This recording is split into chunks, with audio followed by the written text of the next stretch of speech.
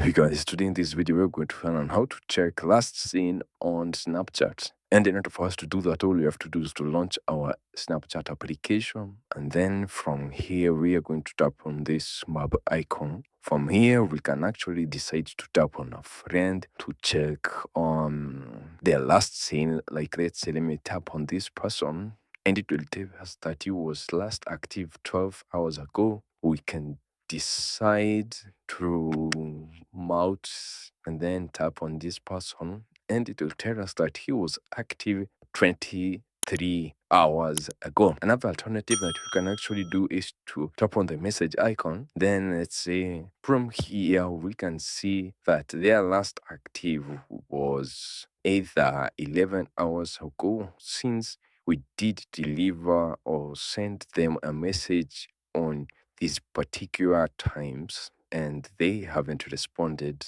And that's how you can actually check last seen on Snapchat. And thank you guys for watching this video. Please do like, share, and subscribe, and I'll see you guys on the next video.